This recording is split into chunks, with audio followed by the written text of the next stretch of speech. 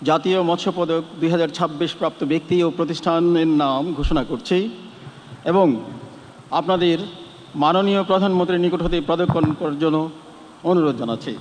পদক প্রদানের ক্ষেত্র মাছের রেণু উৎপাদনের ক্ষেত্রে মৎস্য পদক পেয়েছেন ন্যাশনাল ফিশ হ্যাচারি, জেলা যশোর। আমি এই প্রতিষ্ঠানটির স্বত্বাধিকারী জনাব মোহাম্মদ আমিরুল হককে মাননীয় প্রধানমন্ত্রীর নিকট হতে জাতীয় মৎস্য পদক 2026 গ্রহণ করার জন্য অনুরোধ জানাচ্ছি।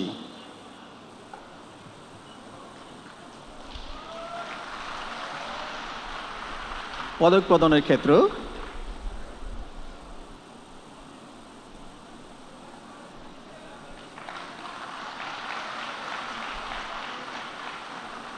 মাছের পোনা উৎপাদন, এক্ষেত্রে পুরস্কার পেয়েছেন আলাউদ্দিন ফিশারিজ, জেলা নোয়াখালী।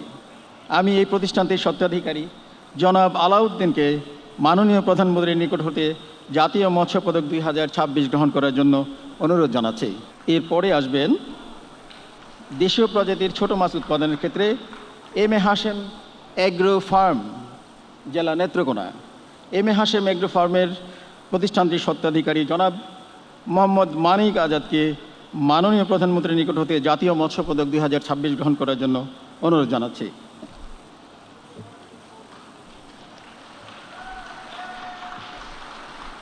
এরপর পদক প্রদানের ক্ষেত্র হচ্ছে কার্প জাতীয় মাছ উৎপাদন। কার্প জাতীয় মাছের ক্ষেত্রে ডাক্তার আশরাফ ফিশারিজ, জেলা ফেনী। আমি ডাক্তার আশরাফ ফিশারিজের স্বত্বাধিকারী জনাব মোহাম্মদ আশরাফুল ইসলামকে মাননীয় প্রধানমন্ত্রীর নিকট হতে জাতীয় মৎস্য পদক 2026 গ্রহণ করার জন্য অনুরোধ জানাচ্ছি। পদক প্রদানের ক্ষেত্র পাঙ্গাস, তেলাপিয়া ও কই মাছ উৎপাদন, এক্ষেত্রে পুরস্কার পাচ্ছেন জিএম মৎস্য খামার, জেলা বগুড়া। আমি এই প্রতিষ্ঠানটির স্বত্বাধিকারী জনাব মোহাম্মদ আব্দুল মুহিত তালুকদার, মাননীয় সংসদ সদস্য বগুড়া 3কে মাননীয় প্রধানমন্ত্রীর নিকট হতে জাতীয় মৎস্য পদক 2026 গ্রহণ করার জন্য অনুরোধ জানাচ্ছি। প্রদানের ক্ষেত্র গলদা, বাগদা, দেশীয় অন্য প্রজাতির চিংড়ির পোস্ট লার্ভা উৎপাদন, এক্ষেত্রে জাতীয় মৎস্য পদক পেয়েছেন ফিশ টেক গলদা হ্যাচারি, পটুয়াখালী। আমি এই প্রতিষ্ঠানটির স্বত্বাধিকারী জনাব মোহাম্মদ তারেক সরকারকে মাননীয় প্রধানমন্ত্রীর নিকট হতে জাতীয় মৎস্য পদক 2026 গ্রহণ করার জন্য অনুরোধ জানাচ্ছি। এরপর পদক প্রদানের ক্ষেত্র হচ্ছে গলদা, বাগদা, দেশীয় অন্য প্রজাতির চিংড়ি উৎপাদন, এক্ষেত্রে পদক পাচ্ছেন সাতক্ষীরা জেলার লিটু মৎস্য খামার। আমি লিটু মৎস্য খামারের স্বত্বাধিকারী জনাব কাজী আফসার হোসেনকে মাননীয় প্রধানমন্ত্রীর নিকট হতে জাতীয় মৎস্য পদক 2026 গ্রহণ করার জন্য অনুরোধ জানাচ্ছি।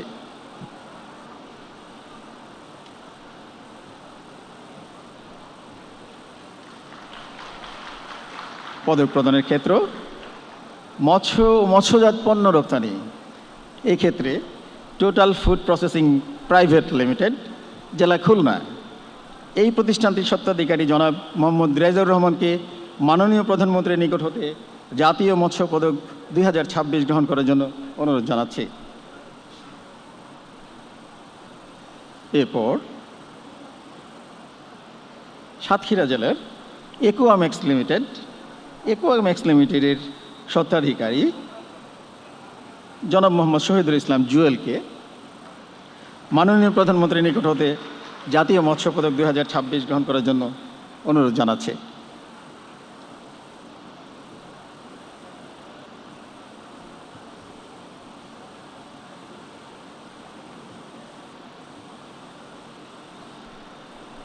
পদক প্রদানের পরবর্তী ক্ষেত্রটা হচ্ছে মৎস্য সম্পদ গবেষক ও বিজ্ঞানী, যৌথভাবে এখানে পদক পেয়েছেন।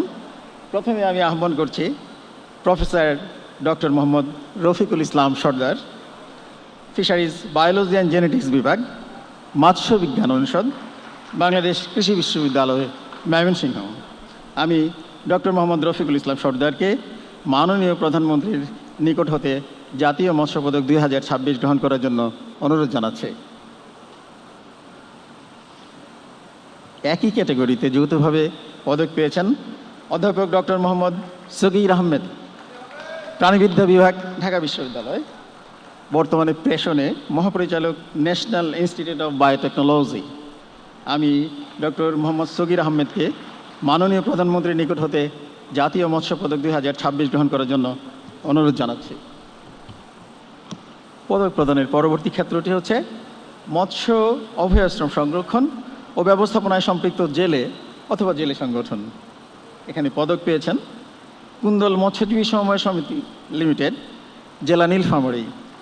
কুন্দল মৎস্যজীবী সমবায় সমিতি লিমিটেডের সভাপতি জনাব আব্দুর রাজ্জাককে মাননীয় প্রধানমন্ত্রীর নিকট হতে জাতীয় মৎস্য পদক গ্রহণ করার জন্য অনুরোধ জানাচ্ছে।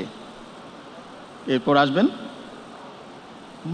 মৎস্য সম্পদ উন্নয়নে প্রান্তিক জনগোষ্ঠী, জনাব মোহাম্মদ শাহজাহান। আমি জনাব মোহাম্মদ শাহজাহানকে মাননীয় প্রধানমন্ত্রীর নিকট হতে জাতীয় মৎস্য পদক 2026 গ্রহণ করার জন্য অনুরোধ জানাচ্ছি। আজকের পদক প্রদানের সর্বশেষ ক্ষেত্রটি হচ্ছে মৎস্য সম্পদ উন্নয়নে যুব উদ্যোক্তা। এক্ষেত্রে জনাব মোহাম্মদ মনিরুজ্জামান মুন্নাকে মাননীয় প্রধানমন্ত্রীর নিকট হতে জাতীয় মৎস্য পদক 2026 গ্রহণ করার জন্য অনুরোধ জানাচ্ছি। জনাব মনিরুজ্জামান মুন্না, জেলা নাটোর।